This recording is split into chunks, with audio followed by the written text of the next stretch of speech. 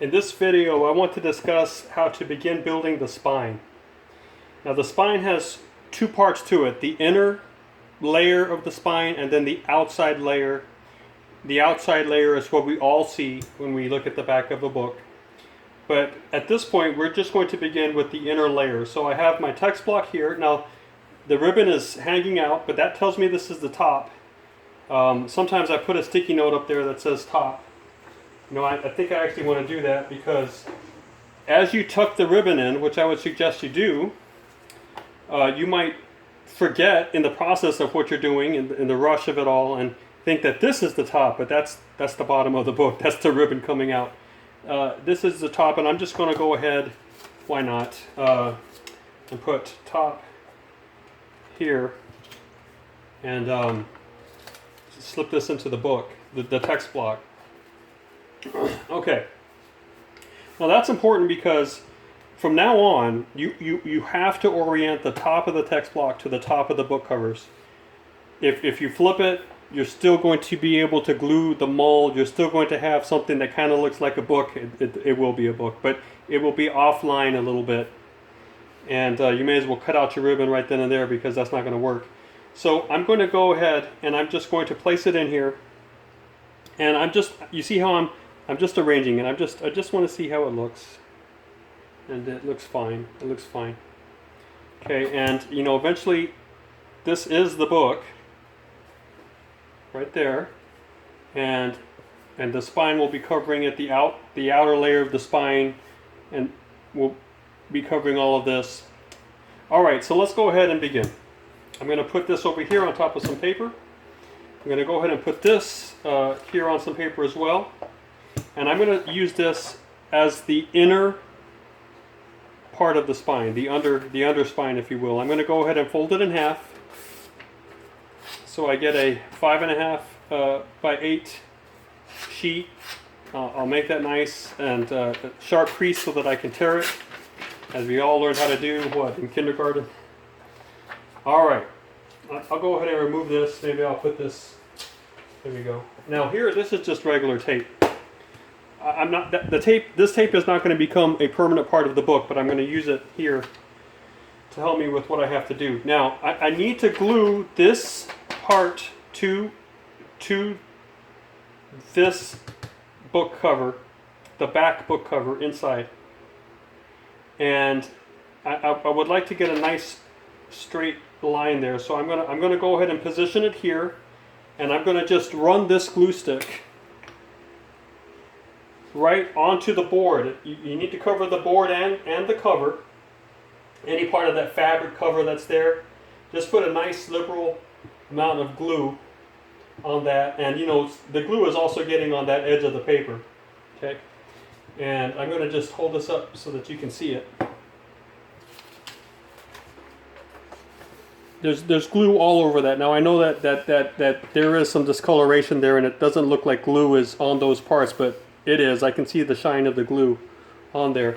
And once I have that, I'm just going to simply flip this over, position it, and I'm really going to make sure that there is good contact and that the paper is really adhering to that part of the backboard. Now I'll go ahead and take my text block and put it down again, just like I positioned it before. Line it up a little bit. Okay. Now you want to make sure that it's offset. There has to be at least 1/8 of an inch of the cover exposed there, which means that the spine is going to be sticking out a little bit. Well, more than a little bit, about a fourth of an inch, or a little under a fourth. Now I'm going to take the rest of that half page, and I'm going to just curl it over. I'm going to curl it over. Now I'm going to make sure that the text block stays piled straight. As I pull this half sheet over, the text block might want to slide over a little bit because it itself is a pile of papers, and it might slant over to the little bit as it gives way to the tension of the pull. I'm just going to make sure that I fix that. And the text block is all lying straight and on itself, and this cover is nice, lying over it as it should. So I'm just folding it with the pinch of my fingers. I'm just getting it there. I'm pushing it in, making sure that the folds are there. Now I'm going to take this and I'm just going to layer on a piece of glue right there at the top as much as I can. Right? It doesn't matter here if you over glue. Just put on a liberal layer, and then take the tape, pull just a little piece out, and just tape it down so that you can let it go and it stays put. Because now you're going to have to place the top cover on. All right, and I'm just going to make sure that the top here is matching the top of the back cover. I'm going to do that by putting the boots down there and making sure the boots match up. You can see that they do. Alright, I'll move it over a little bit. Do you see how the boots are matching up? So I know that this is the top and it matches the boots over here. Alright, so then I place it, and here at this point you're just eyeballing it. Everything needs to look good as you place your head directly over the product. You need to see the edges are more or less flush with each other, and you also need to check the spine. You see that the length of paper exposed here equals the length exposed there. And here there's a little bit more exposed. That's all right. That's all right. Let's not worry about that. But you know, the amount exposed up here. Let's see. Maybe I'm falling into a rabbit hole here, but you know, the amount exposed there is basically the same as at the bottom. That's what you need to make sure. And you can just eyeball that to make sure that that's how it is. Now at this point you just need to let this sit and glue for 30 minutes or an hour.